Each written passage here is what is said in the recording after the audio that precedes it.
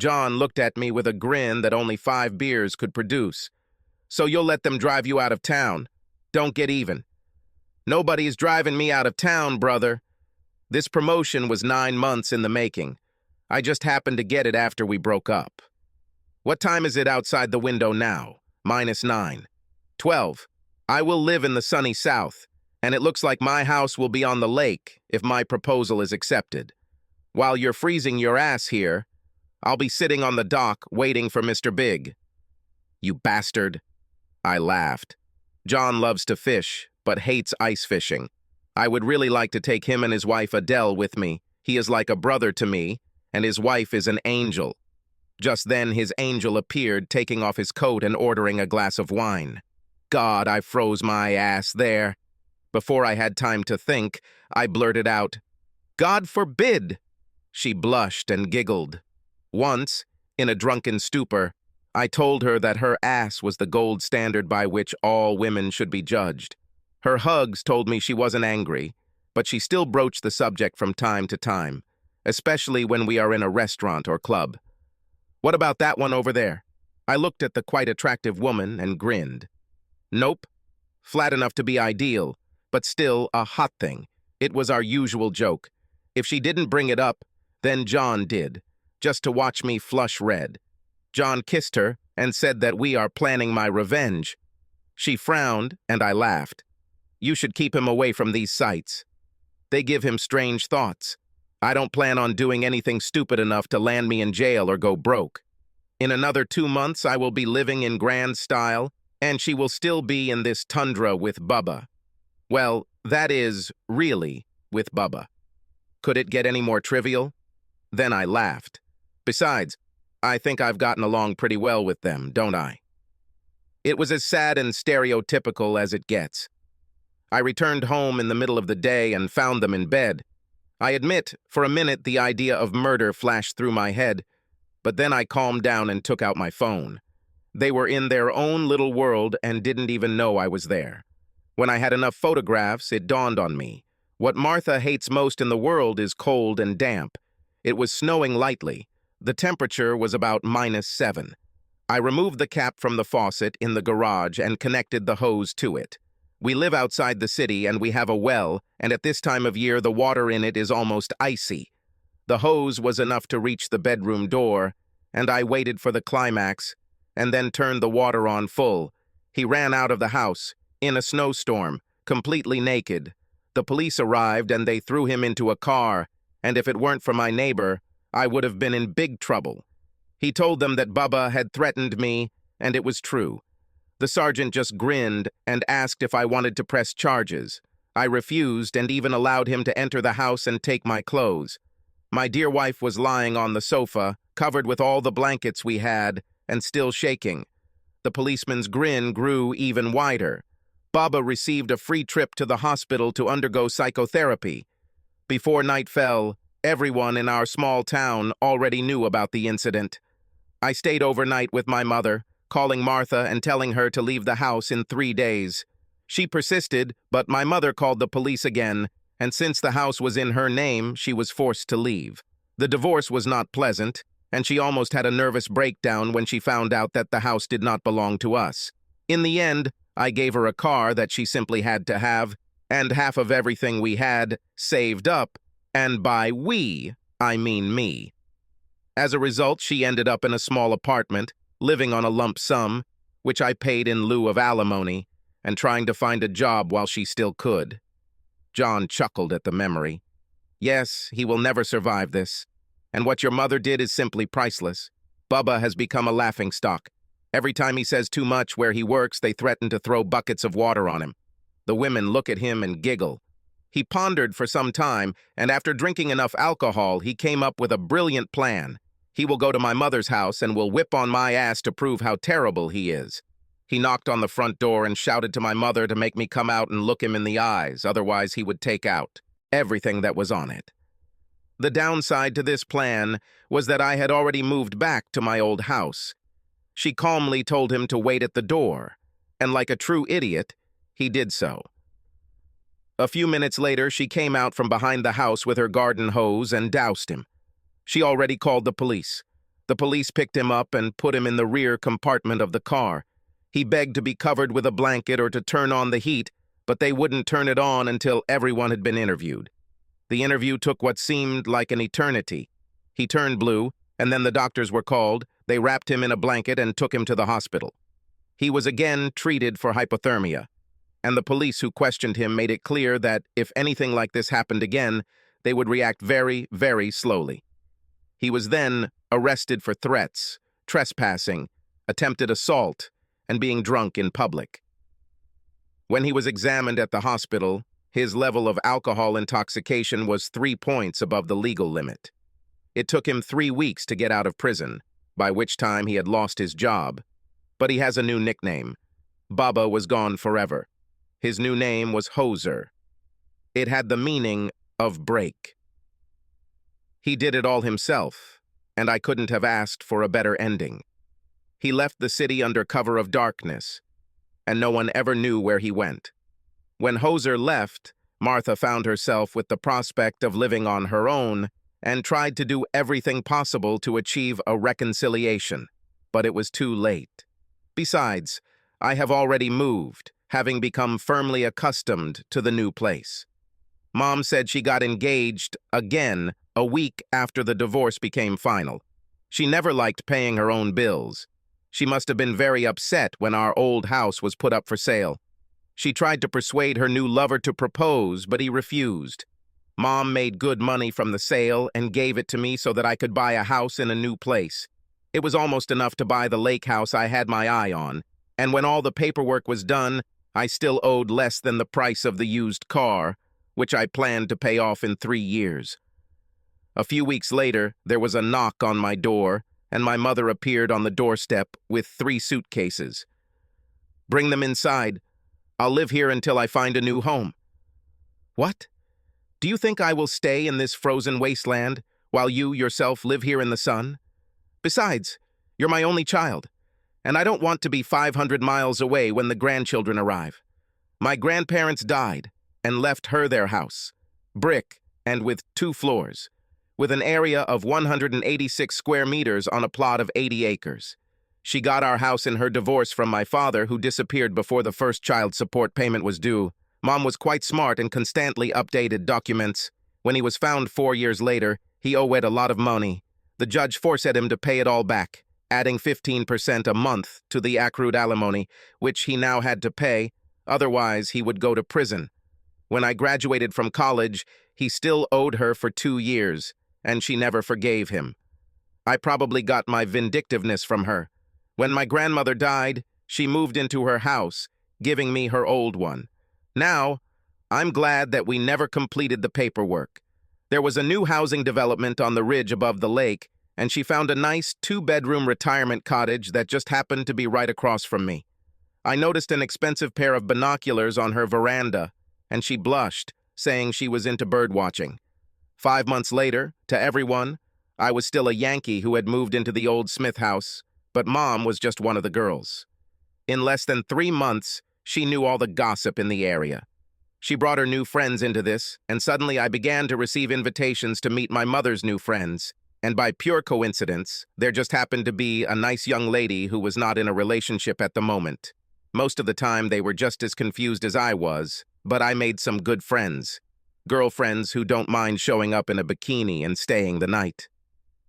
A year later, a woman came to me looking for her sister, whom I was dating. I haven't seen her for months, but now she's disappeared and her family is looking for her. She got out of the car, and I was surprised to see that with her were 2 children, twin boys who had just turned 6 years old. She had a disapproving expression on her face, but a short conversation calmed her down. I closely watched the children, and they closely examined the pier. "Would you like to contact him?"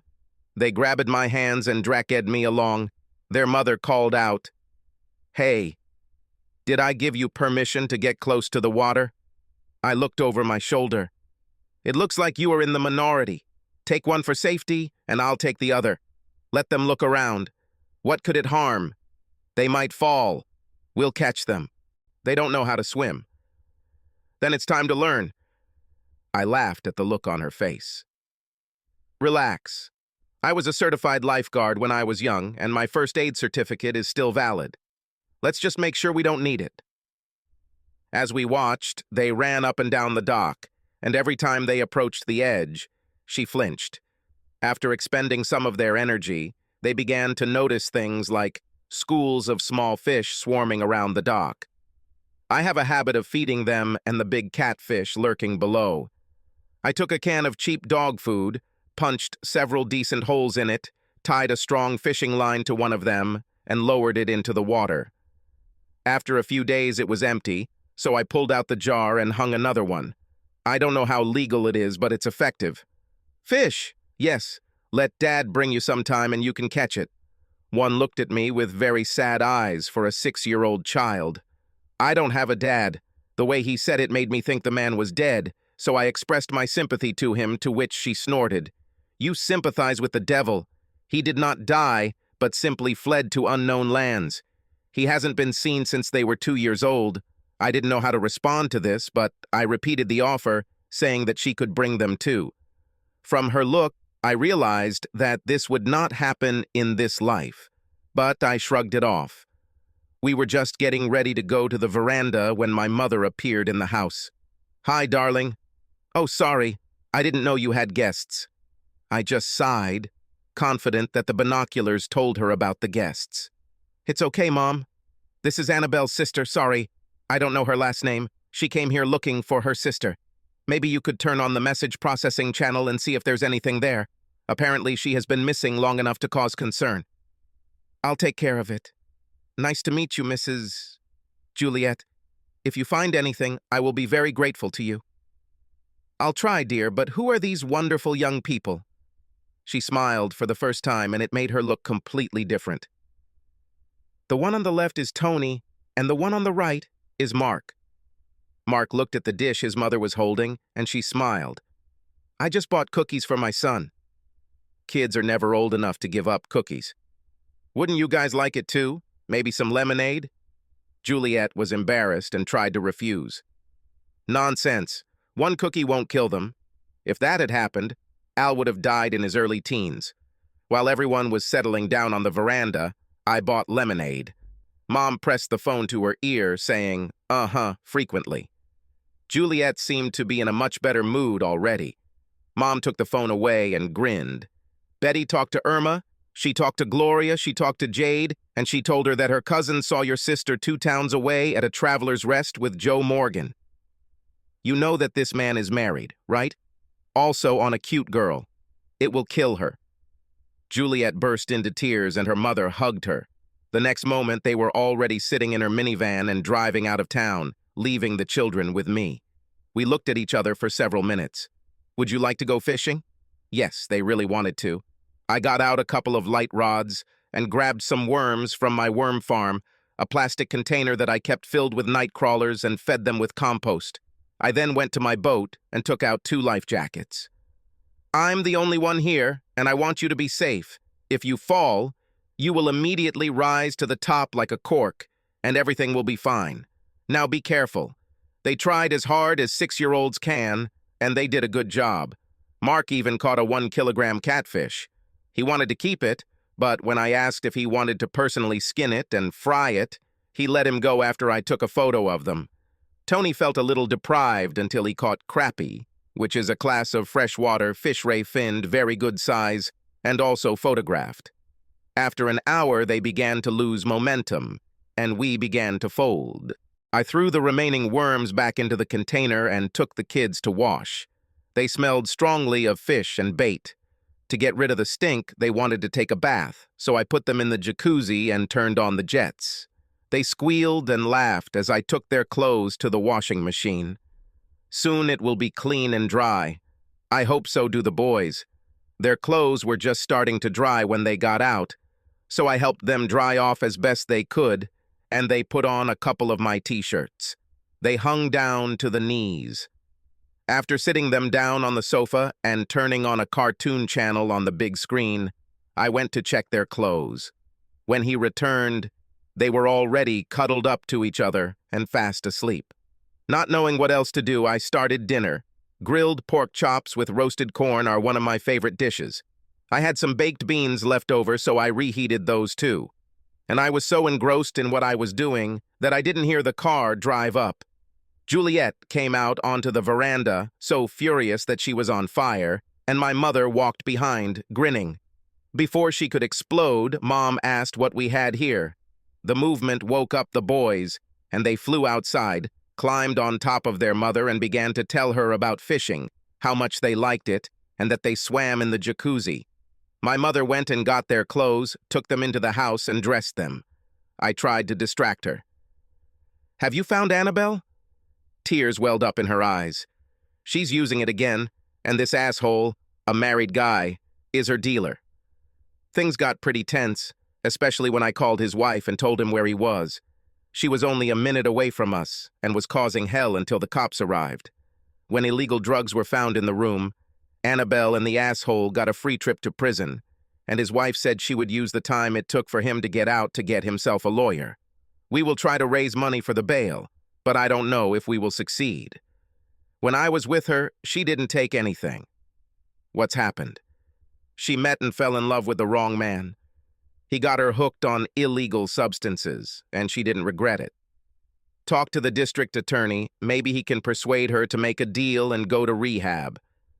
If there was enough of a prohibited substance in the room, she faces criminal charges. There was a lot in the room. They were there precisely to renew their connection. I saw Mom and the boys coming out through the door into the patio. And here are your children. Put on a brave face and enjoy your meal. I'm sure cooking is the last thing on your mind right now. I lit candles to repel mosquitoes. The boys were full. Their clean clothes were stained with barbecue sauce and oil, but their mother never complained, smiling to see them so happy. Later we made a fire, and I let them roast marshmallows. Mom helped Mark and Juliet helped Tony. I grinned, thinking that the passing boats thought this was just another happy family in the suburbs. I had to carry them to the car, fasten them with seatbelts, and promise that they could come back any time Mom allowed, if she came too. She smiled and kissed my mother and me on the cheek. When their tail lights disappeared over the hill, we returned to the house and started drinking coffee. She's beautiful. Yes, beautiful. These boys are simply adorable. Yes. She's been having a hard time since her husband disappeared. Mother. What? Stop it, okay? Yes, she is sweet and her children are wonderful, but she holds a lot of anger inside her, and until she lets it go, she will not be good for anyone. I'm not in the mood to try to re-educate anyone. It might be worth a try. Then do it yourself. I wish I hadn't said that. Mom adopted Juliet, and soon the boys began calling her grandmother. She practically ate their adoration with a spoon. Soon they were trooping down the hill to sunbathe on my veranda, while I stayed behind to tend to the boys. I endured this twice, and the next time they came, I grinned. Enjoy, I have work to do and won't be there until tomorrow. Lock the door when you leave, okay? I had a date with a little beauty for a simple, no strings attached, no expectations other than sex. Good time. We went to a hotel 60 miles away, got a room, went to a restaurant, then to a bar where we partied until late at night, and then had sex. We got up late, took a shower, and then went back to bed. We showered, checked out, and on the way home I stopped at an expensive boutique to buy her a new dress. The old one was in her suitcase in very bad shape. I dropped her off, kissed her at the door, and then went home. If we saw each other again, it would be fun, but there was no spark after sex, and we both knew it. So I doubted a repeat. An hour later, my mother appeared at my door. Had a good time? Great, Mom. Thanks for asking. Juliet was a little upset when you left. Why? Because she had to look after her own children for a change? You adopted them, not me. You raised them. And I'm talking more about the mother than the children. Mom was more than excited. It was inappropriate. I know how stubborn you are, but I was just hoping to give you a little push. She is a very sweet woman. How should I know? Every time I see her, she's with you and the kids, and we don't talk much except about how to deal with boys. Mom, you're not pushing, you're pushing. Give it up. This silenced her, and she soon left. 2 weeks later, Juliet drove up to my front door. I was surprised to see her alone and quickly hugged her. "Where are the boys?" "Spending the night with your mother along with Jen's 2 children. They've pitched a tent in the yard, but I'm willing to bet that at the first cry of an owl, they'll run into the house. I came to ask if you would take me for a ride on your boat. It would be great to spend some adult time on the water, if you're not busy. I need to check my calendar. Just look. This afternoon and evening, I am absolutely free. I'll go and get everything ready and we'll put the refrigerator in. I won't drink while I'm running the boat, but there's a nearly full bottle of whatever red you like in the fridge. Take 'em. A few bottles of water, some food, and we're ready to go." My boat is quite large, something between a motor yacht and a speedboat, with a very powerful engine that can easily pull water skis. She had already prepared the refrigerator and changed into a very beautiful bikini and cape. Seeing my gaze, she grinned. "I plan to sunbathe a little while we're here. Watch the water. I do not promise anything." I got into shorts and took some beach towels with me. I must say that we had a great time. She was as relaxed as I had ever seen her. I tried to teach her how to sail a boat, but she wasn't interested. We walked at a fairly good speed, and she watched the water rush by. "I bet you could easily pull a skier with this thing?" I used to like it. I slowed the boat's engine down to idle and reached into the locker, taking out a pair of skis and a life belt. She refused at first and shook her head, but her body was ready for it. It took her a few tries to get on her skis, but within 30 minutes she was having a blast. I noticed a couple of boats going by and the guys were hooting, but I chalked it up to a cute woman in a little bikini until I reached out to help her into the boat. Her bikini was tiny and she was quite busty. Her top rose a little. I chuckled and said that she might need to adjust her wardrobe. She looked down, but instead of screaming, she giggled. That explains why the guys were staring. I guess I gave them a show, right? Just as she said this, a boat with children, high school students, and students floated by. One was almost hanging over the side of the boat. "Show your breasts," he shouted to wild laughter. And instead of getting angry, she went to the side of the boat and jerked off her top, twirling it over her head. They almost crashed into another boat. She disappeared from sight under the awning, and I pressed the throttle and gave it full throttle until they were out of sight. "So you're an exhibitionist now? Are you against it?" "Not at all. Don't be shy to show off whatever you're comfortable with next to me. I will never mind." She was about to put on her top when she grinned and kicked it off. "I'll sunbathe a little. Don't let me burn. How can I do this?" Juliet rolled her eyes. "First, make sure I have enough sunblock on."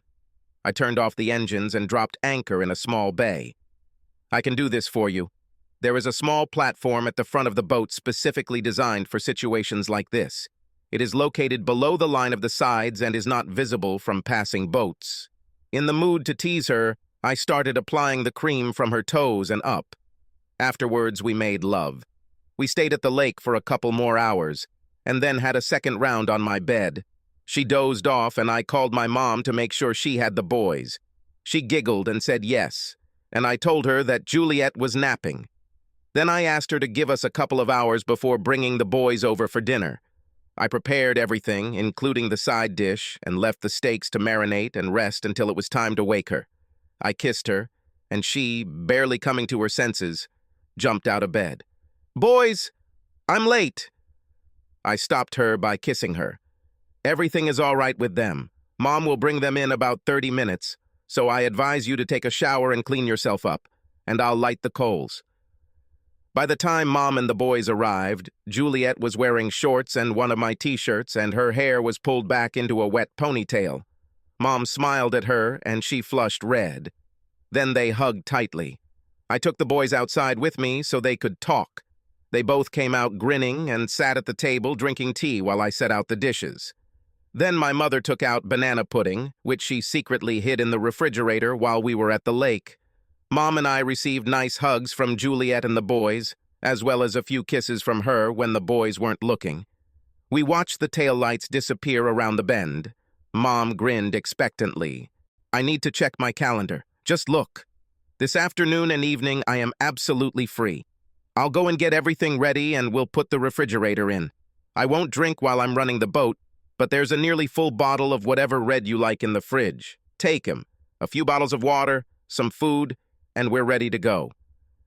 My boat is quite large, something between a motor yacht and a speedboat, with a very powerful engine that can easily pull water skis. She had already prepared the refrigerator and changed into a very beautiful bikini and cape. Seeing my gaze, she grinned. I plan to sunbathe a little while we're here. Watch the water. I do not promise anything. I got into shorts and took some beach towels with me, firmly convinced that if I didn't see, I wouldn't believe. I looked into 4 clubs in our city. She was not in any of them. But at the third, when I had already decided to go home, I saw her car. She must have gotten there late. I gave them a few minutes and went out, stopping by her car. It's hard to tell if they're doing anything serious, but the windows were foggy. Without thinking, I knocked on the window until he lowered it. I saw her bra lying on his lap. "What do you want, asshole?" "Oh, nothing. Just wanted to say hello to Juliet. I'm already leaving. Have fun."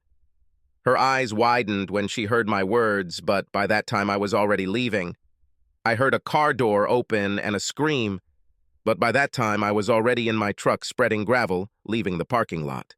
2 weeks passed before she plucked up the courage to come without the boys. "Can I talk to you?" "Of course, come in. It's quite cool now." Because of the time of year, I offered her a cup of coffee, and when it was poured, we sat down at the kitchen table. She took a few sips before speaking. "Do you want me to tell you about it?" "Not really, but if you feel the need to ease your soul, then go ahead." I think the answer surprised her. "I never promised that we would have an exclusive relationship." "You're right. On the other hand, you never told me that you were seeing someone else."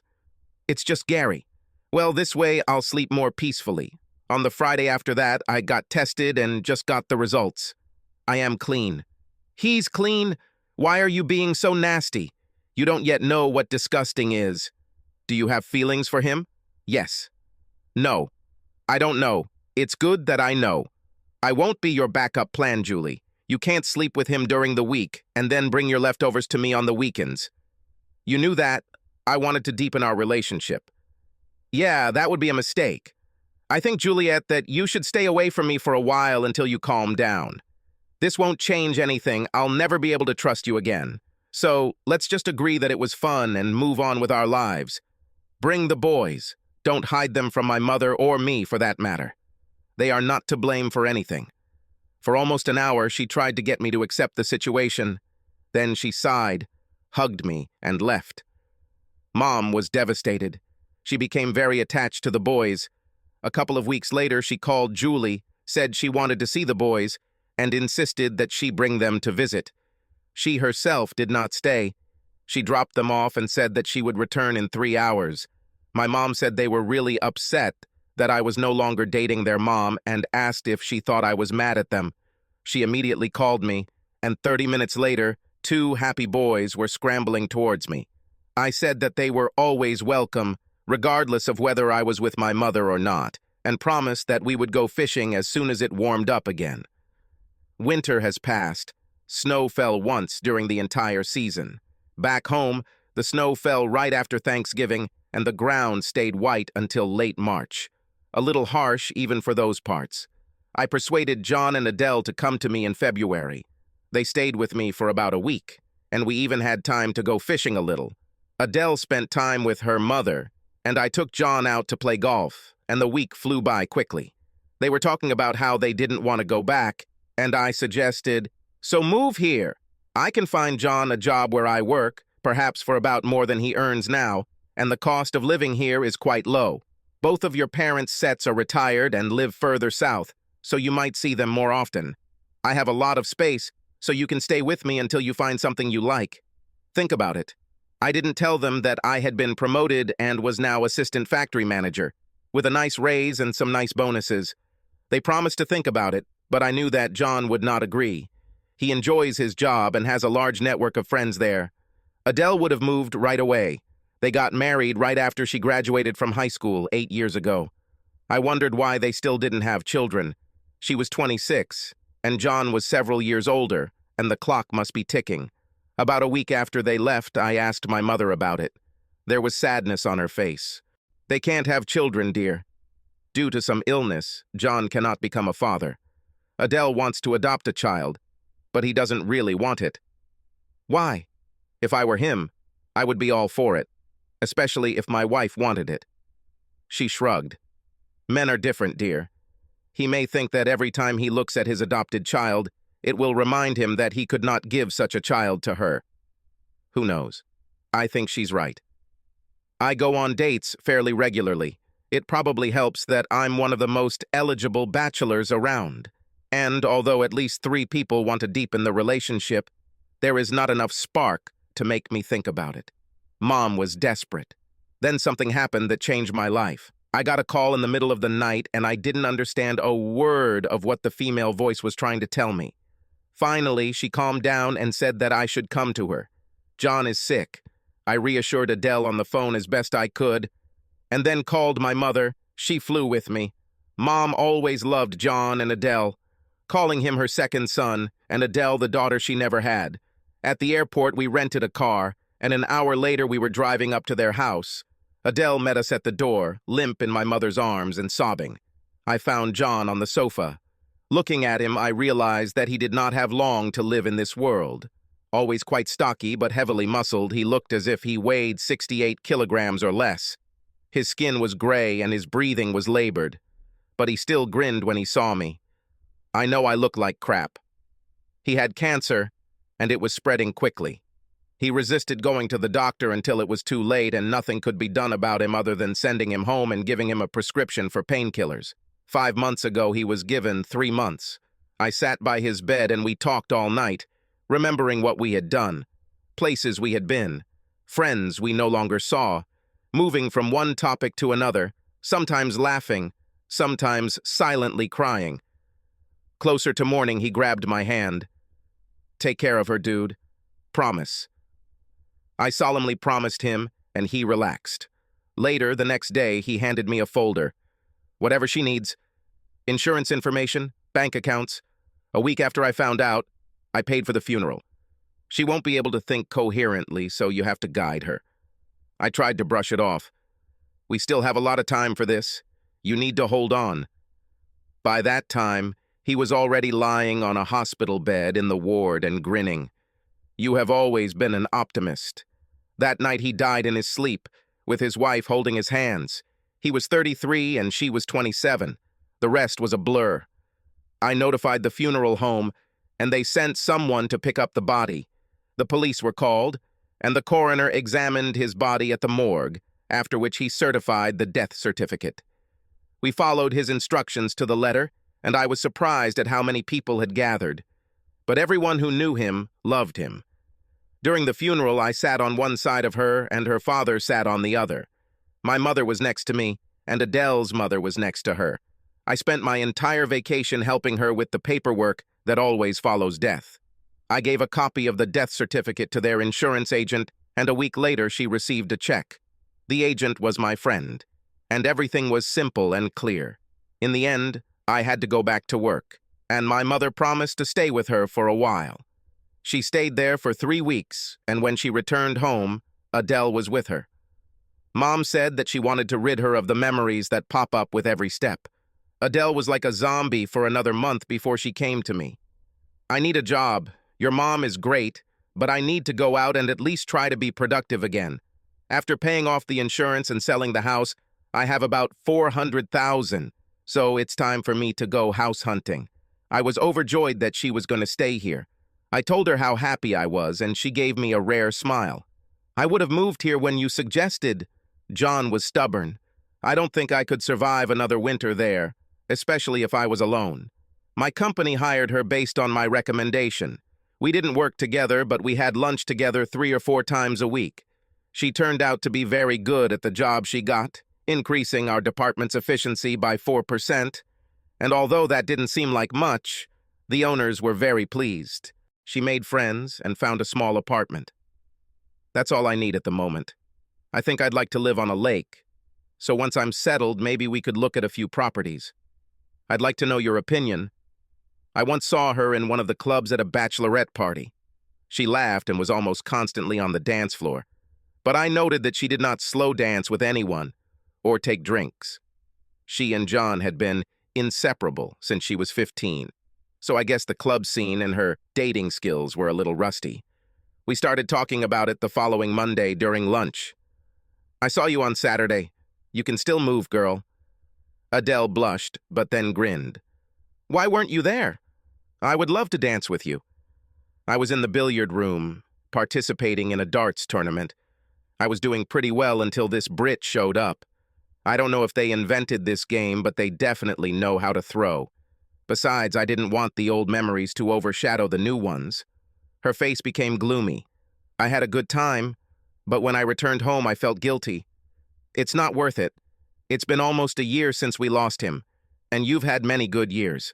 I would kill for a woman to love me the same way you love him. But he is gone, and you are still here, still young and deserving of happiness." He must have laughed his head off watching. "Why didn't you find someone else?" "You're not creepy. You have a good job and a house on the lake. I figured some local girl could pick you up in no time. I came close to it a couple of times, but it didn't work out. I believe that she is here somewhere, but now she is hiding very well. I wouldn't worry too much. As soon as you stop looking, you will find her. Perhaps she has been under your nose all this time. If that's the case, then the military should immediately hire her as a camouflage expert." We talked about other things and then got back to work. Winter came again, and Adele decided that she had found her betrothed. According to his mother, he is very pleasant, always ready to joke and quite handsome. Something about his face made me grind my teeth, but she seemed happy, and I chalked it up to misplaced devotion to my old friend. They started dating in the fall, and by February he was already living in her apartment, and she admitted to her mother that she was expecting a ring soon. I wasn't thrilled with the news, but if she's happy, I'll be happy for her. Then cracks began to appear. He lost his job and was in no hurry to look for a new one. After all, Adele has enough money for both of them. At first it was money for gas while he looked for work. Then she signed him up for her phone plan and paid that bill. If they wanted to go somewhere, it was always at her expense. One day she was in a bad mood at work, and I asked her why. She talked about herself, and then blurted out, "He says that you and I can't have lunch together anymore. He said that it was not nice for a woman in a serious relationship to spend so much time with another man." I took a deep breath and tried not to blurt out what I was thinking, but I was quite abrupt. "We've been friends for 15 years, long before he showed up. If you want to give up this friendship, I have no choice but to agree, but I have to say that it will suck. I didn't interfere in your relationship, but I have to tell you this. This guy is a loser, Adele. Tell him that if he doesn't want you to go out to dinner with your friends, then he should do something, like get a job and pay his own bills, and then spend all the extra money on you. Maybe I should take you out to lunch several times a week at my own expense. I'm sorry, honey, but the cards are open, and to tell you the truth, I can't stand him. You'll be a fool if you marry him, and if you do, don't expect me at the wedding. Good luck. You'll need it." I got up and left in the middle of the meal, and the last thing I saw was her sitting at the table, bright red, with her mouth open. The next few times she asked me for lunch, I made the excuse that I was too busy for it. Every time she saw me at work, she looked like she was about to cry. Then this happened. We were going through one of our rare snowstorms, and I was sitting in front of the fireplace, alternately looking at the flames and the snow falling outside, when a car pulled up in my driveway. I wondered who might be out during this storm. There was about 8 centimeters of snow on the ground, and Southerners are not known for their ability to drive in snow. I tried to stay off the roads, not because I couldn't drive in such conditions, but because 90% of my neighbors couldn't. After the snowfall, I laughed until I dropped, seeing all these cars in the ditch. Sometimes he would take a tow rope, put the car in 4-wheel drive, and drive around, pulling people out. He didn't take money, but he never refused cookies or cake from grateful wives. When I opened the door, I saw Adele getting out of the car, but instead of rushing inside, she walked slowly. I pulled her into the house and was shocked when she raised her head. Her left eye was swollen and already purple. She walked slowly because she had a huge bruise on her ribs, which made it difficult to breathe. I sat her down by the fire, took off her wet sweatpants and sweater, wrapped her in blankets and gave her a towel for her hair. Then he hugged her until she calmed down. "What's happened?" I finally had enough and told Trey to leave. Gave him an ultimatum. Get a job and start contributing, or it's all over between us. She said that I want children, but not those who are already 34 years old. It all started when he found a truck that he absolutely wanted and wanted me to make a down payment of $5,000 and take ownership of it. He got very angry when I said that no, if he needs it, then he should earn the money to buy it himself. From that moment on, everything went wrong. He left and came back 3 hours later, driving a truck, saying I had to take my ass to the dealership in the morning to give them the check and fill out the paperwork. When I told him not even no, but hell no, he became furious. I bet if your Yankee asked, you would do it for him. Of course, but it doesn't matter. First of all, Al has too much pride to pull a stunt like that, and he always had a job. Since he was 15, he would have died of embarrassment rather than ask a girl for something like that. She burst into tears for a second, but then calmed down. Then he hit me in the ribs. I fell, but got up. He managed to put a flashlight in my eye before I hit him with all my might. When I left, he was lying on the floor and moaning. I immediately called one of my fishing buddies, who happened to be a police officer, and told him what had happened. She needs to file a complaint. Right now, our 404s are in use, and they have a lot of work to do due to the snowstorm, but first thing tomorrow she should come over if she can and do all the paperwork. I'll tell my family that you called because of the snowstorm and have them keep an eye on him. She'll stay with you, won't she? She won't go anywhere. Fine. I doubt he'll try to follow her in this weather, but stay alert. It would be a good idea to take a couple of pictures and send them to us while the tracks are fresh. Of course, he is not that stupid. Thanks, Hank. We'll be there as soon as the roads are clear. I'll send pictures in a few minutes. It turned out that he was just that stupid, and the alcohol he drank further lowered his IQ. Like I said, I live right on a lake, and my backyard overlooks it. He drove into the lake while driving a new truck, hitting my truck because he couldn't stop. He spun and rolled towards the water, and when he stopped, the back end was already in the lake, and no matter how hard he pressed the gas, it did not move. I don't believe in guns, which amuses my new friends immensely, and now I think I ought to listen to them. He walked up the hill, staggered, slipped and fell 3 times before he reached the door. Adele called the police, and they told us not to open the door, so we ignored his screams and knocking. Then he was smart enough to come into my open garage and started banging on the door, screaming about what he was going to do to both of us. We would have let him rant, but he was smart and a policeman arrived in time. He inspected the damage to my truck, the other truck in the water, and walked in with his gun drawn. He glanced at the guy with a look of disgust. "Dude, are you crying? Well, you're a wuss. I would say you need to grow some dignity, but this woman seems to have taken it away from you. Sir, you're under arrest for criminal trespass, destruction of personal property, attempted breaking and entering, assault on a female, general assault, and anything else I can think of on the way from here to jail. Your life just turned to shit. Now don't say a word from here to prison to protect your rights. Do you understand?" He left it lying in the cold garage while he took readings, and then I had to help lift it into the back of the SUV. I pulled Adele into the shower to warm her up and left her with one of my t-shirts and a thick robe. That night she slept with me for safety, but it still felt very nice when she snuggled up to me. The next morning I woke up before her and saw my mother in our kitchen, smiling like crazy. The smile disappeared when I told her what happened. "Put the coffee on and start breakfast. I have some important motherly things to do." They didn't come out until breakfast was ready, and I was surprised at how much Adele ate. By noon, most of the road was cleared, and Mom took her home in my truck to pack some things. She wanted to keep her for a while until she felt safe. They returned home with gloomy faces. Mom told me the news. He trashed the apartment, broke the furniture, and threw it out into the snow, about most of her clothes. We salvaged what we could, and both our washers and dryers will work for a while. She reported this to the apartment managers and told them who did it. They want to recover from the damage to the walls and kitchen sink. But it looks like Adele's deposit won't be returned at the end of the lease. The attack happened on a Friday, so the asshole didn't appear before a judge until Monday. And when he did, he almost fainted when the charges were read to him. The car dealership where he took the car was pursuing him, because in the 2 days it took for the tow truck, it completely went underwater, completely destroying the engine and the value of the car.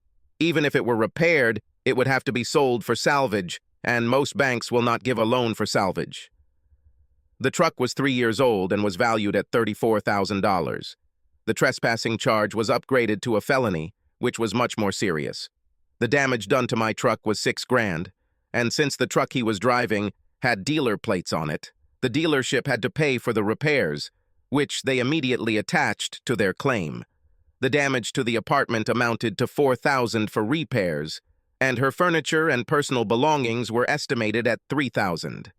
Then came the assault charges. In this state, assaulting a woman is a really serious matter.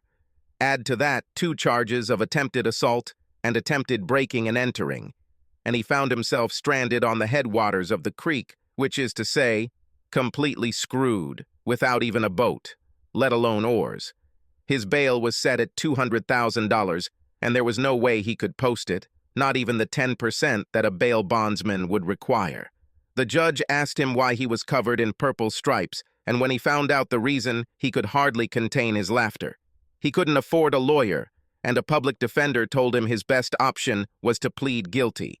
The district attorney consolidated all the felonies and dropped some lesser charges, but he will have to serve 4 years before he is eligible for parole. When everyone involved filed civil suits against him, numerous judgments were entered against him. When he is released, he will have approximately $120,000 in debt. No one involved believed they would see a penny unless they won the lottery or inherited a ton of money, but that would prevent them from getting anything that required payment for at least 7 years. Adele had to undergo therapy because of her fear. Almost a year passed before she was able to return to normal life. She bought a gun, took safety and concealed carry courses, and carries a gun almost everywhere. I even bought myself special pocket holsters that allow me to shoot without taking out my weapon. Mom kept her for 6 months, and she spent a lot of time with me, sleeping in the guest room. This usually lasted until about midnight, after which she would slip into bed and snuggle with me. This always made me happy and sad at the same time. One evening, while a woman I was dating was visiting me, Adele arrived unannounced. By then, she had her key, so she simply unlocked the door and entered. Bunty, a nickname she earned for being as small as a bantam chick, and I were at the very beginning of what I hoped would be a very pleasant night. Adele shouted something to me as she came in and looked at us, turned around and ran out. I had to close the door behind her. Bunty looked at me with an unkind look, wanting to know why this bitch had a key to my house. When I told her the story of my long relationship with Adele, dating back to elementary school, and how her husband was my best friend, she calmed down. At the end, I talked about the incident that led to her having a key so that she would always have a safe place. She giggled. My hero! Who would have thought that a fishing rod could become such a formidable weapon? If her ex didn't know, he knows now. The cops said some of the damage we did would last forever. For the rest of his life, in and out of prison, every time he thinks about doing something stupid, I hope he gets hurt. Call her and tell her to get her ass back here. I want to meet your sister. It took an hour to persuade her to return to the house.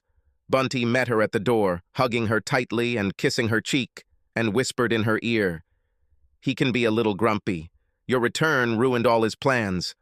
Well, I heard that delayed gratification makes it sweeter.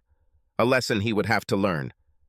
Addie blushed and giggled, and as they walked into the house holding hands, I knew I was in for a long night.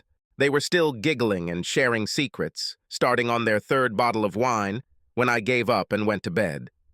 In the morning I got up early, so I set the coffee to brew, and then woke Bunty up with a strong kiss. "Get up, lazy one. Breakfast will be ready in 30 minutes. She moaned and tried to wrap her head up, and I pulled the blanket off the bed, admiring her tight little body in tiny panties and a nightgown. She growled, but I scooped her up into my arms and kissed her again, then pointed to 3 ibuprofen tablets and a glass of water on the nightstand.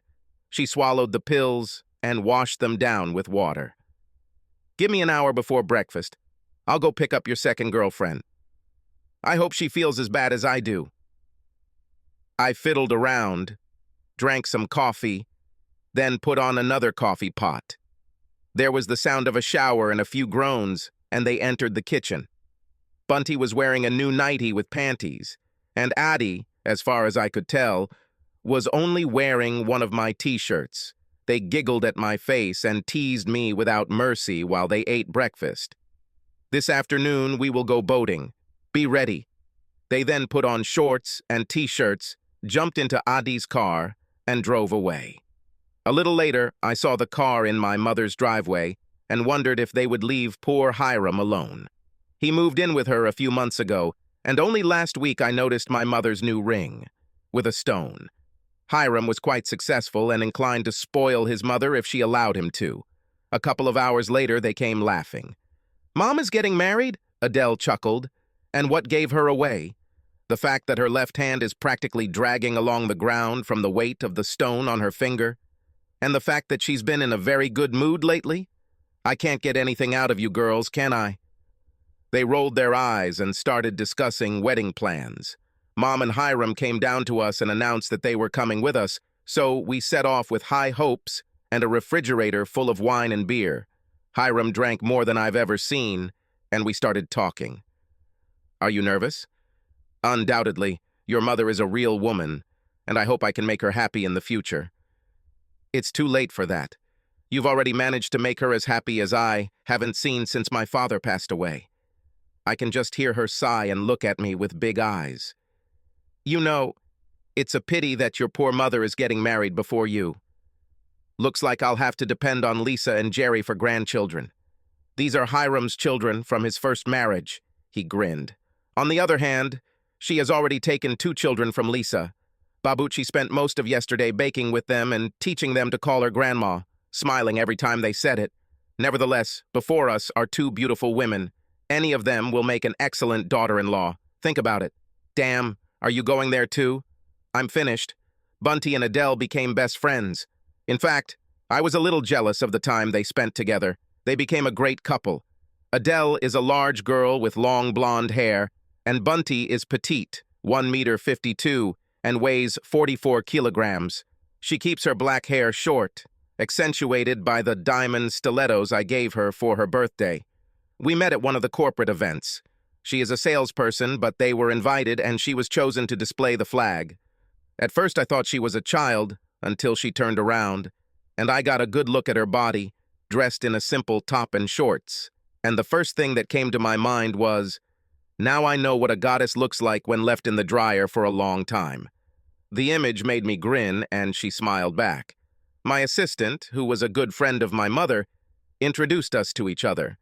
Mom dragged her into her desire to marry me, and from time to time I had to draw boundaries, which she immediately crossed, grinning. "You won't fire me, you yourself said the other day that I'm the best. I'm coping with your work. Besides, if you do this, your mother will make your life miserable until you bring me back. She thinks I need a raise. Maybe you'd like to discuss that with her. And now, as I said, young Sarah, a new employee in the accounting department. She is just a sweetheart. And you are lonely too. I bet she'd be happy to have someone show her around. Then organize it. Just not with me. She doesn't work for me. She works for her boss. And if we get close and then grow apart, something bad could happen. I won't fish in the company pond." She sighed. "Bev said you were stubborn. Forget about Era. There are many women in this city who would like you." "Me?" "Yes, you or someone like you. Young, professional, with a good career, with a good home and salary, and your eyes are not bad. In general, you are a good candidate for a husband. You lose a few points for being a Yankee, but I'm sure they're willing to make the effort to train you. But despite this, I still wanted to meet this sexy girl with a meter-sized cap. She seemed pleased to meet me, and then turned to Gladys. I am 23rd or 4th. Gladys blushed, and this seemed original to me. 26th, but I don't care. Alicia, Bunty's real name, smiled at my confusion. That's how many times you were introduced to suitable young girls. Your company makes different bets. What will be your lucky number? How soon will you get married? The time and gender of your first child. God, you guys are having fun here. She shrugged. The town is small. Not much happens here. Let's get down to business. I'm 27. I've never been married.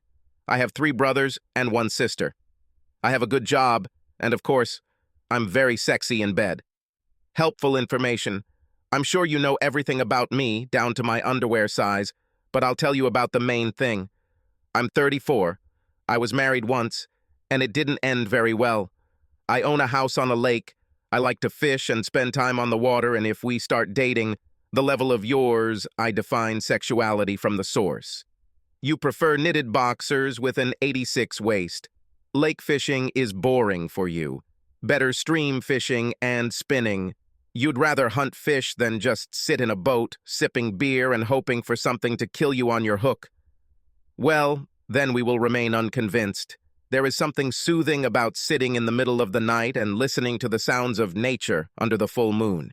If you are a stalker, a persistent pursuer, then I am more of a predator sitting in ambush, knowing the character and habits of his victim and silently waiting for the opportunity to strike without warning.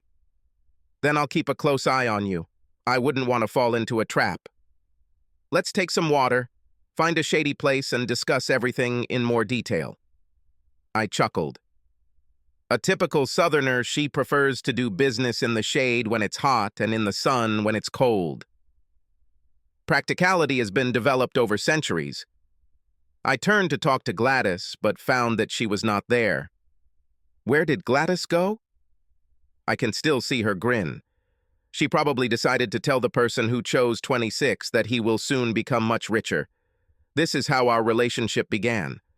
We talked for another hour until it was time for her to leave.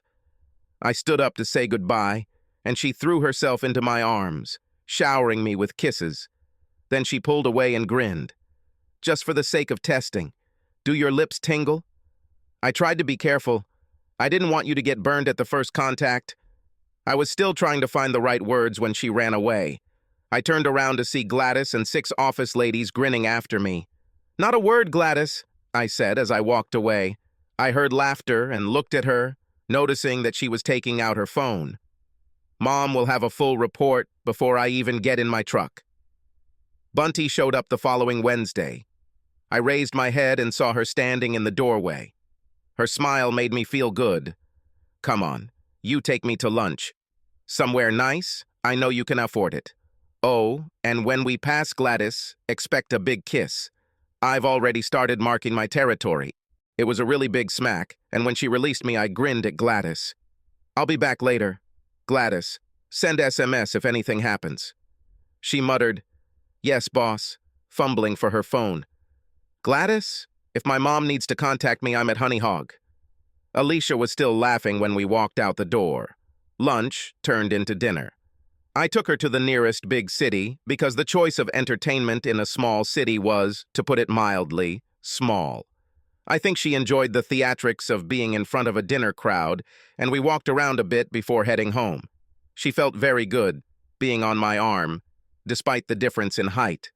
Over the next few weeks, we talked and texted a lot. I felt like we had reached a milestone when she invited me to Sunday dinner to introduce her to her parents. I think they liked me.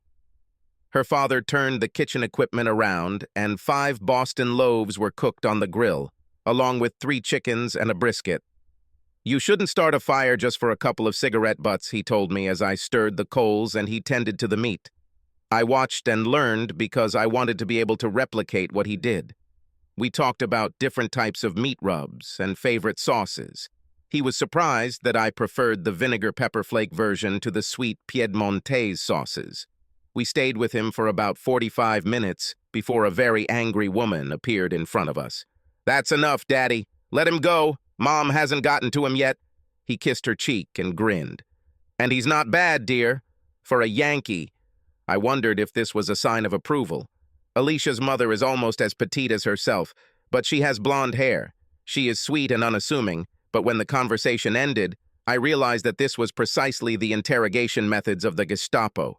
She smiled sweetly and kissed me on the cheek, telling me to go help her husband while they prepared the side dishes. I grabbed a couple of bear claws, Danish almond scones filled with fruit jam, and started pinching them off while he sliced the brisket. He hadn't touched the chickens yet, and when her brothers showed up, it reminded me of documentaries about hyenas butchering a carcass. Having had their fill, everyone sat down in the rocking chairs and chairs on the porch. Bunty led me to the swing where she could snuggle with me. We talked about everything under the sun, and the conversation turned to fishing. Suddenly, it turned out that her brothers, their wives, and in the case of one of them, the girl, were going to go on our boat this coming Saturday. Dad and Mom were planning to sail with us next Saturday. Later, walking her home, I couldn't resist teasing her. Our boat? Yes, you stupid man. Our boat. I need you to get used to the fact that I have grabbed you with all my claws and am not going to let go. Do I have the right to vote? Yes. You need to learn to say, yes, honey, quite often. But if you can't feel what I feel, take me home. Otherwise, we will sleep in your old, my new house today. This is a hint of what I am suggesting. I don't know when she lost her bra, but she unbuttoned her blouse and showed breasts like I've never seen before. Her clothes never made it inside the house. The next morning, I had to go out and collect it and warm it up in the dryer. The next morning, we made love again, and when we finished, she sighed and hugged me. I love you, baby. Then it dawned on her what she had said, and she screamed, running into the bathroom. I flew right behind her, and she tried to hide in the shower. Say it again. I didn't mean... I spanked her ass, and she squealed, but not with pleasure. If you don't want to have a red ass, repeat it again. Whimper. Love you. Sorry. I should beat your ass black and blue for apologizing. If she weren't so beautiful and I didn't like her so much, I would have done just that. Now listen to me. You will repeat this to me at least every half hour until I take you home, understand? When I decide that you are serious when you say this, I will tell you the same thing in return. By then, she was crying hard, so I turned on the shower and gently washed her while she sniffled. By the time we had finished, Bunty had come to her senses and was smiling again. She wore one of my shirts, and it came down to her knees. I noted that only one button was fastened. Her phone rang, and she grinned. I love you. That's better. Well, shall we have breakfast? She giggled and ran around the kitchen, getting to know her while I finished cooking. Looking at her plate, she grinned.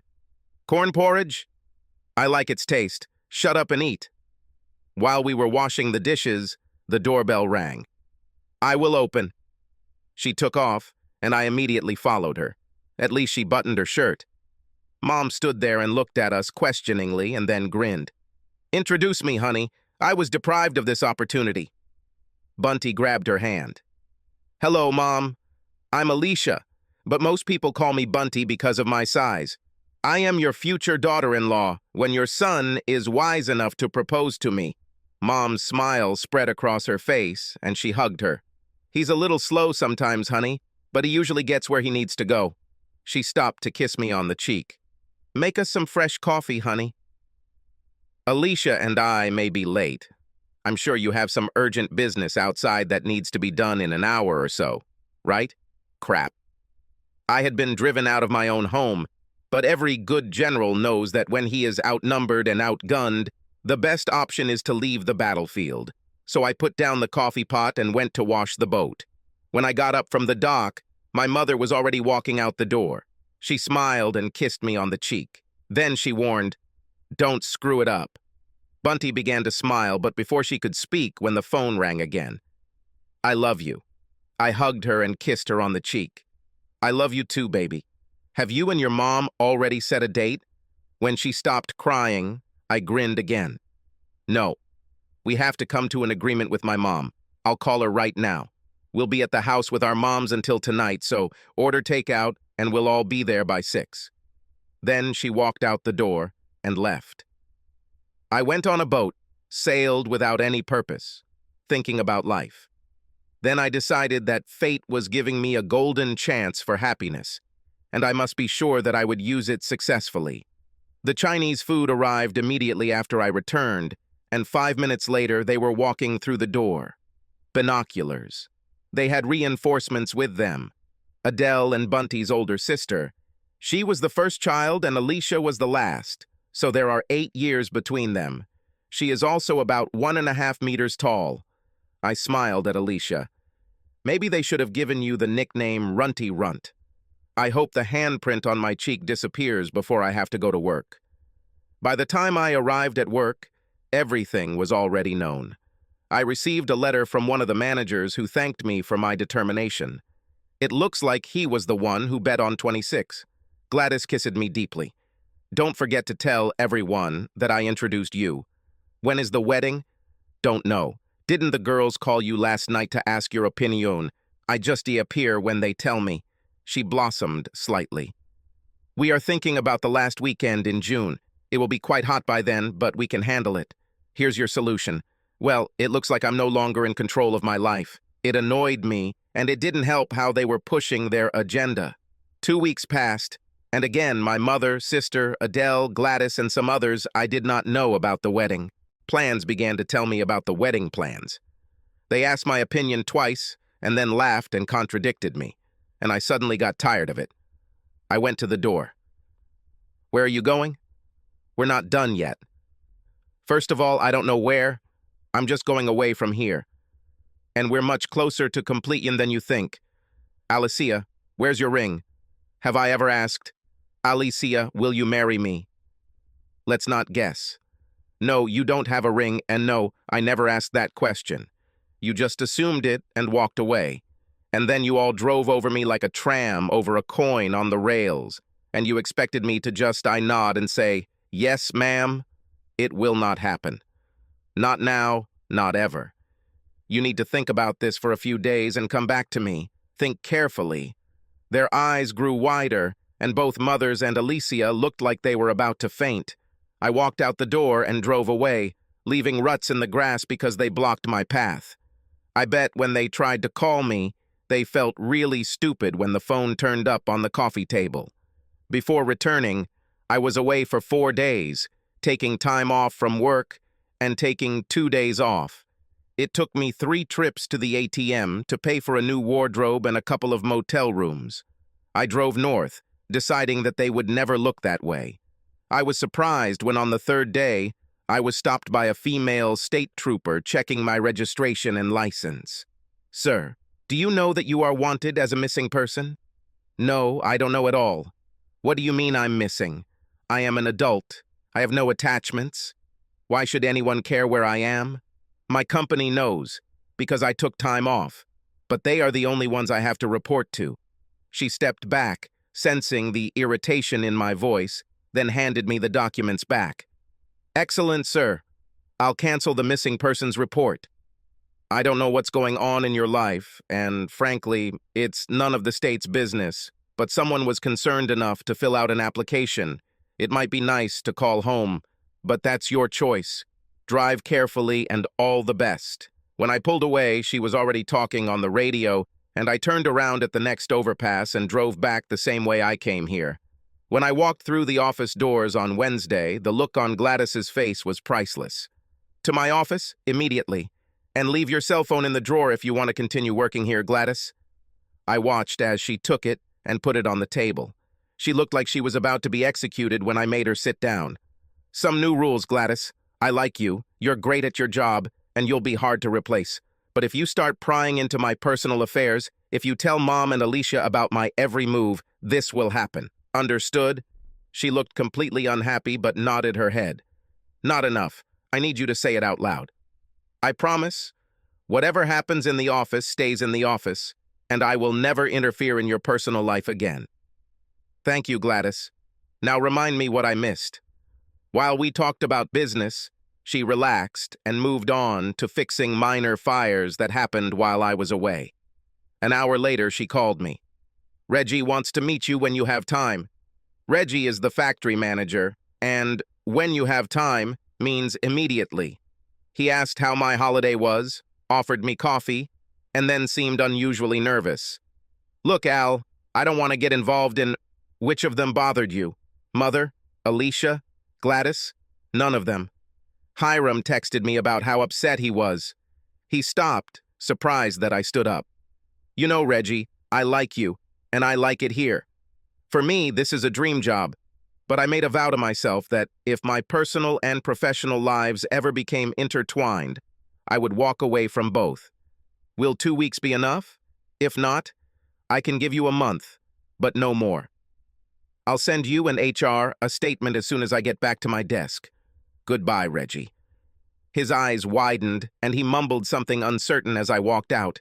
He called me as soon as I returned to my office, and I put it on speaker, rummaging through my files, taking away everything personal. He went from pleading to demanding, and I laughed. What are you threatening me with, Reg? My job. This ship sailed 30 minutes ago. Press me, and I will go to the corporation and ask them since when. Did the vice president become interested in the personal life of an employee? How do you think this will pan out? He hung up. Gladys burst into tears when I left the office at the end of the working day. Then she started apologizing. You can stop, Gladys. I know you meant me no harm, and I don't hold it against you because I think you truly believed you had my best interests at heart. But learn from this. It doesn't matter who it will be in the future, but think carefully before interfering in his life. Till tomorrow. I knew my mother would be watching me, but 2 hours passed before she got up the courage to come. She looked more indecisive than I had ever seen her, her strong-willed character for a time muted. Hi, Mom, I said, opening the door and kissing her on the cheek. Do you want some coffee? Tears started falling even before the coffee was brewed. Have we ruined everything? Not really, but you did a great job getting started. Did you really think that you could force me? I keep forgetting that you are just like your father. Satisfied, flexible, until something goes against your beliefs. It never occurred to any of us that you could react this way. Poor Alicia broken. She didn't work all week because all she could do was cry. Do you still love her? Yes, but she seems to love her ego a little more than me. Do not say that. This girl loves you with all her heart and soul. If you told her now that you wanted her to put on a gunny sack and smear her face with mud in front of the altar, she would do so, as long as it meant marriage. Interesting image. Give me a minute to think. No, I don't like it. Is there anything else? Just this. The slap made my ears ring and my vision blur. If she leaves you, you deserve it. For a change, act with your heart, not your logic. Yes, we all got carried away, but I think you gave us a jolt that none of us will ever forget, bringing us back to reality. I love you, son, but at this moment I don't really like you. I was still trying to gather my thoughts when she slammed the door behind her, thinking I agreed with her. At that moment, I didn't really like her either. 20 minutes later, I called Bunty and heard her gasp when she realized it was me. To my home. Now. If you want to save our relationship. 15 minutes passed, and I saw her talking on the phone as she got out of the car. Undoubtedly, she learned the news from her mother. Her hair was disheveled, her eyes were dull, and her clothes seemed to be hanging off of her. I opened the door, and it suddenly occurred to me that I was tired of seeing fear in a woman's eyes when she was talking to me. I pointed her to the sofa, and tears appeared in her eyes as I sat down in the chair. So, what did we learn from this mess, Alicia? This really hurt her. I never called her by name unless it was something serious. I don't know about you, but I've learned a lot over the past few days. I realize that you have a line that I better not cross, and I need to know where it is so that this does not happen again. I also realized that my attitude, which helps me so much in business, does not work in my personal situation.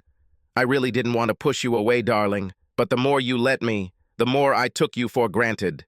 This will not happen again. She ran out of steam and I started. Do you know what I learned? I realized that I take love too easily. I just wanted you to be happy, but not when it makes me sad. Or get angry. Especially angry. I'm sorry if this took you by surprise, but did you really think I'd keep doing this? Do you know what I think? I think we need to learn to communicate a little better. Otherwise, we're doomed from the start. I absolutely intend to spend the rest of my life with you, and it's hard to speak with someone else's tongue in your mouth, so I stopped trying. We didn't immediately fall into bed and have wild make-up sex. This happened the next morning. Mostly we hugged and talked. The conversation turned to children, and I said that I would like to have at least 2, and she laughed. I am the youngest of 5.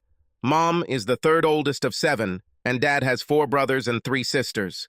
I don't think I need that many, but 4 is a good round number. She moved in with me the following week, so by the time we got married, we were practically an established couple. I returned to work after a call from the executive vice president at headquarters. I'm waiting for you at work on Monday. Reggie told me what happened, and I'm reading between the lines a little. I can assure you that from now on your personal life will remain private. The future is yours, Al. Reggie is retiring in 2 years, and we have already decided that you will take his place. I'm also giving you a 5% raise to show how serious I am. Now go back to work. My relationship with Reggie never recovered, but he and I got along. Reggie was given a big send-off when he retired, and I was just settling into my new office when a grinning Gladys walked in. I took her with me, increasing my salary in connection with new responsibilities. I already knew that smirk. She knows something I don't, and she's about to burst. Your wife is here. Should I let her in? Just for fun. I should have told you not to let go, but it won't end well. I wondered what this was for. If Bunty wants to see me, she usually just comes in. She came in, and both mothers were with her, and it scared me. She grinned. Relax, dear. I hope the news is good. I just returned from the doctor. We're having a baby. In 7 months, you will be holding your son or daughter, or maybe both. There are twins in our family. I almost fainted. We tried for a whole year, and after 8 months, we went for tests. Her doctor told us, your swimmers can get to the Olympics, Al. Alicia, if you were even more fertile, you could grow crops in your womb. You guys just need to relax. Your first child is about to arrive, and now they are here. Yes, her family actually had twins, and now ours too. The mothers were in 7th heaven, and Adi cried her eyes out when we handed them over to her. She could still have children, but the window was closing, and after the cruel asshole, she became much more careful in relationships. Bunty took all the maternity leave she could, and when it ended, she simply didn't return to work. We could easily afford it, and it seems that this is the best way. If things got too hard for her and she felt overwhelmed, one of the moms would immediately give her a break. One day, when the twins were almost a year old, we ran into Juliet on the street. I was pushing the first-class double stroller that my mother had given us, and Bunty walked beside me, holding my hand. She looked at Bunty, at the kids, and at me, and then burst into tears. I suspect she regretted the missed opportunities. Bunty asked who she was, and then smiled sadly. Whoever didn't have time is late. I think she now regrets that she didn't make the best choice, but her time has passed. Now you are mine, and nothing will ever change that. Mom was still close to Juliet and loved Tony and Mark very much. Sometimes she left them at her place for the weekend, and they always ended up at my house. And if the weather was right, we almost always went fishing. I still threw their birthday parties, starting them again the 2nd year after Juliet and I broke up. As they got older, they and their friends would stay overnight, and it always included catfishing. Juliet would come to the party and then disappear as soon as it ended. She had been in a relationship, even married a guy she dated for a week, but it ended after about 18 months, and she seemed to have given up the search. Although I was still working from home, I was promoted to become a regional manager in charge of 4 sites. The salary increase was pretty good, and we put most of it in the bank, using some of it to fund college funds. I just received my first annual bonus for a new position, and it was enough to shock me. I have a Bermuda vacation planned for the first week of February that includes both mothers, Hiram, and Addie. We enjoyed the sun and sand, played with the little ones on the beach, helped them build sand castles, and held them in our arms while the warm waves splashed at their feet. The mothers stayed at home, and Bunty, Addie, and I visited a couple of clubs. Motherhood benefited Bunty by enlarging her breasts. Adele was 31 by then, still slim, still beautiful, and still had a killer butt. They often pestered her. She smiled, danced with a guy if she liked him, but she rejected most of them. One became quite aggressive and did not let go of her hand. I think the look on my face told him it was a bad idea, but really he should have been watching Bunty. Her legs were tiny, but I bet it hurt like hell when she inserted right into it dignity. He deflated like a balloon running out of air as Bunty and Addie watched him with wide grins on their faces. We soon left, and he was still lying on the floor. Apparently, he doesn't have many friends. The ladies gave me a surprise by leaving Hiram and me with the kids while they spent the day shopping, dining, and briefly relaxing on the beach topless. It was after dinner and 4 drinks, and they forgot the sunblock. They came in giggling and snuggling, gave me lots of kisses, and went straight to bed. The next day I noticed that they were not feeling well and found out that they were all slightly burned. Our hotel has a private beach, so the first thing they did after lunch was take off their tops and apply sunblock. They laughed at my expression and then blushed when I told the moms that they still had it, and Adele was just as impressive as I always imagined her to be. Bunty looked a little annoyed until I picked her up and held her close. The other ladies screamed as she ran into the ocean with them right behind her. I'm sure there was talk at the country club. Hiram just stood there with his mouth open. I bet the girls at the country club faced some backlash and rumors about their tanning spread. Many ladies ended up demanding a vacation somewhere in the sun, preferably without clothes. The children had just turned 3 years old and were trying to prove that perpetual motion was not just a theory. I was on an overnight business trip to one of the manufacturing plants because several problems had arisen there and it was starting to affect production. The problem turned out to be management, and I ended up staying an extra night to put out the fire, firing the assistant manager for inappropriate actions and conversations with his employees, both men and women. Some of them knew that if it came to complaints, it would be their word against his word, and they recorded some of them on tape. I listened to one of them, then escorted him out of the building and forbade him to appear on the territory, called the administrator on duty and the leading specialist, and left. I always called home every day, and I called in the morning when I was leaving to tell Bunty when I would be home. But the call went to voicemail. This happened from time to time, so it didn't bother me too much. What bothered me was the number of cars in my driveway. I ended up parking on the street. It was full of friends and relatives, and I thought it was some kind of surprise party. Then Mom and Addie appeared, with red eyes and in tears. It was stupid, pointless, and it took me a long time to come to terms with. Mom came to pick up the children and took them shopping with her. She mostly did this to give Bunty some rest during the day. We bought a new boat, and she decided to take the time to clean it while she could. It was the beginning of March. The day turned out to be warm, although the wind was quite gusty. Her mother found her floating face down in the water near the pier. When she pulled her ashore, it became clear that it was too late, but she immediately called 911 and performed chest compressions until paramedics arrived. The doctors did everything they could, but it was too late. The official cause of death was drowning. She had a sizable bruise on her forehead, and authorities believed that a gust of wind had caused her to fall from the boat, hit her head on the side or dock, and drown in an unconscious state. I barely remember that time. There was a large crowd at the funeral. Bunty was very popular in the community, and I was a prominent figure in business circles. I don't think anyone came to the funeral for business reasons, but rather to show their support. She was 30 years old when she died. It was 2 weeks before I was back at work, and probably 3 months before I was back at full capacity. But senior management didn't say a word.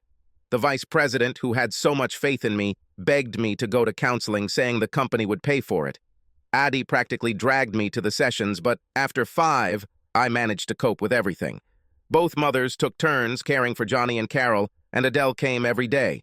I ended up decorating her bedroom because she stayed at my place 3 to 4 times a week to look after me and spend time with the kids. One day, almost a year later, I asked if she was tired of us, and she surprised me, bursting into tears. Mom seemed to be unhappy too. 2 years later, I surprised Addie by telling him we were going to the Christmas dance at the country club. She seemed hesitant and asked if I would like to go with someone else who might interest me romantically. The look on her face was priceless when I replied that that was why I was taking her with me. She burst into tears and ran into her bedroom, slamming the door. I sat on the sofa and tried to understand how I could misunderstand her, poor thing. The door opened, and she sat down next to me, almost timidly. "You are sure?" "Absolutely. I've always admired you, Adi. And I don't just mean physically. You are one of the kindest people I have ever met. You help friends, family, even complete strangers if you think they deserve it. We have always loved each other as friends. It was just bad timing and serious insecurities on my part that prevented us from being together." A smile played on her lips. "Lack of confidence? You always scared me a little. Your brains, not to mention your beauty, put you out of my league. I felt like I could never be enough for you, but as the British say, no risk, no win. So I finally plucked up the courage to tell you how I feel. I loved my first wife, and I loved Bunty much more. But she is no more, and the mourning is over. Are you here? You are the only mother the children know, and they love you, maybe even more than I do. I can't imagine my future life without you. Maybe you'll think about it." I almost lost consciousness from the kiss. Allowing me to finally take a breath of air, she smiled. "On reflection, I think you may be right, so I have a proposal for you. As for us, let me think this through. Yes, we will go to the Yule Ball, and Grandma will keep our babies for the night. We will never sleep in different beds again. Understand? Now is the time to start practicing saying, 'Yes, honey.' 'Yes, dear.' Good boy. Let's practice some more, okay? Will you ever give me a ring?" "Yes, dear." "Soon?" "Yes, dear." One last thing before we end this conversation. We're not getting any younger, and although we love twins, I think we need to have another baby soon. "Yes, dear." You are such a good boy. Now, before I call your mom and tell her the news she's been wanting to hear for a year, I think you should practice kissing. Agree? "Yes, darling." Mom was in seventh heaven, and plans began to be made immediately. I thought Bunty's parents would be a little awkward, so I called her mom. I heard a grin in my voice. "I already know everything, fool. We are happy for you, and this is exactly what our daughter would like. To see you with the one you love. Your mom and I have everything under control, so don't worry. I know that Adi's parents passed away, so we decided to adopt her. I will serve as mother of the bride, and hubby will walk her down the aisle. Your little ones will be the flower girl and ring bearer." Well, Bunty's two brothers were best men, and as I stood at the altar that May afternoon and watched Adi float down the aisle with our children in front, dressed up in a pretty dress and little suit, I knew I would never be happier than this day. Minute. What made it even better was that under the dress, a 2-month bulge was revealed. The doctor decided that there might be twins there. Subscribe to our channel so that your second chaff doesn't cheat on you, and go ahead and listen to the next story, because this story is nothing compared to the next one. If you're under 18, don't even think about listening to the next one.